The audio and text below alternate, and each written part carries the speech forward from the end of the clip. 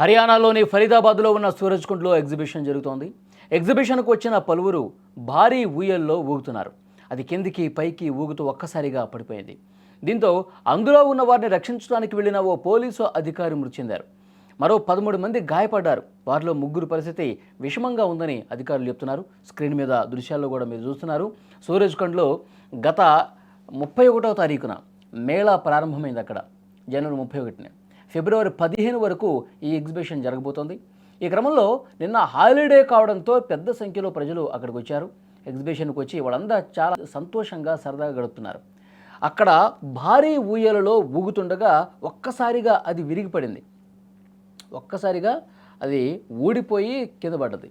అది ఊడిపోతున్న సమయంలోనే అక్కడే విధుల్లో ఉన్నటువంటి ఇన్స్పెక్టర్ జగదీష్ ప్రసాద్ బాధితుల్ని రక్షించే క్రమంలో తీవ్రంగా గాయపడ్డాడు.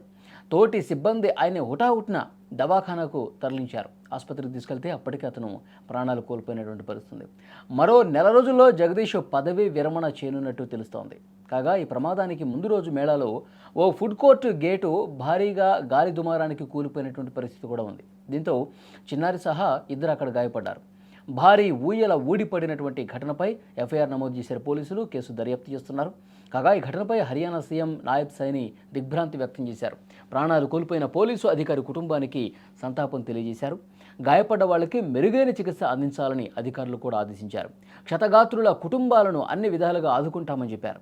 ప్రమాదం జరిగినటువంటి సమయంలో జాయిరైడ్పై 26 మంది ఉన్నారని మంత్రి వెల్లడించారు. స్క్రీన్ మీద ఆ దృశ్యాలు కూడా మీరు చూస్తున్నారు. 26 మంది ఉన్నారు ఆ జాయిరైడ్ మీద.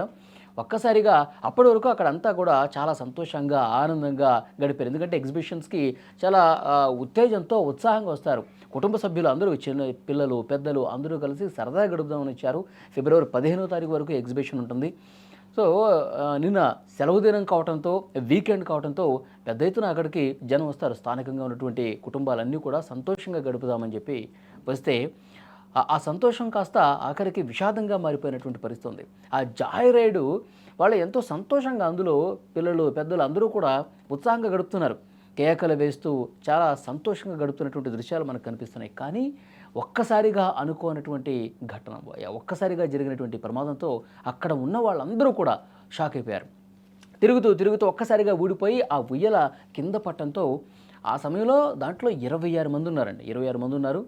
సో అది పడిపోతున్న క్రమంలో కొంతమంది గాయాల పాలవుతున్న సమయంలో అక్కడే విధుల్లో ఉన్నటువంటి ఒక పోలీసు కాపాడే ప్రయత్నం చేస్తున్నట్టుగా అతను కూడా తీవ్రంగా గాయమైనప్పుడు వెంటనే ఆసుపత్రికి తీసుకెళ్లారు. కానీ అప్పటికే చనిపోయాడని చెప్పారు. సో విధుల్లో ఉన్నటువంటి కానిస్టేబుల్ ఎట్టి పరిస్థితుల్లో అక్కడ ఉన్న వాళ్ళని రక్షించాలనే ఉద్దేశంతో వేగంగా చర్యలు తీసుకుంటున్నట్టు క్రమంలో అతను కాపాడిపోయి ఈ ప్రమాదానికి అతను గురైనట్టుగా తెలుస్తోంది. మిగతా 13 మంది గాయాలయ్యాయి. వాళ్ళందరూ కూడా చికిత్స అందిస్తున్నారు. అందులో ఒక 3 పరిస్థితి కొంత విషమంగా ఉన్నట్టుగా సమాచారం వస్తుంది. కానీ ఈ ఎగ్జిబిషన్ నిర్వాహకులు ఎవరైతే ఉన్నారో వాళ్ళు 1కి 2 సార్లు చెక్ చేసుకోవాల్సినటువంటి అవసరం ఉంది. ఎందుకంటే ఎంతో సంతోషంగా గడుపుదామని చెప్పి వస్తూ ఉంటారు. ఆ సంతోషం కాస్త ఆ సంతోషం ఆవిరైపోయి విషాదంగా మారితే కుటుంబాలు చిన్నాభిన్నం అయిపోయే పరిస్థితి ఉంటుంది కదా.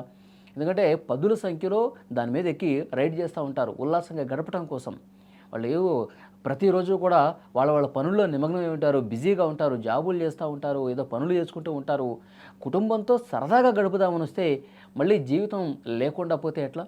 సో డెఫినెట్గా ఎగ్జిబిషన్లు పెట్టేవాళ్ళు, ఆ నిర్వాహకులు కావచ్చు, వాళ్ళకి పర్మిషన్ ఇచ్చేవాళ్ళు కావచ్చు, ప్రతి ఒక్కటి కూడా వీళ్ళు జాయ్ రైడ్లు చేసేటువంటి ప్రతి ఒక్కటి కూడా సరిగ్గా పనిచేస్తుందా లేదా, ఏమైనా నాసిరకంగా ఏమైనా ఉన్నాయా లేవా, వాళ్ళు దానికి మెయింటెనెన్స్ చేస్తున్నారా లేదా, ఇవన్నీ కూడా 1కి 2 సార్లు చెక్ చేయాలి. వాళ్ళు మెయింటెనెన్స్ సరిగ్గా చేయకపోతే వాళ్ళకి పర్మిషన్ కూడా ఇవ్వకుండా అధికారులు చర్యలు తీసుకున్నటువంటి పరిస్థితి. ఇది ఫస్ట్ టైం కాదండి. గతంలో కూడా చాలా సందర్భాల్లో ఇవి జైంట్ వీల్స్ ఇవన్నీ కూడా విరిగిపడి ప్రాణాలు కోల్పోయిన సందర్భాలు ఉన్నాయి.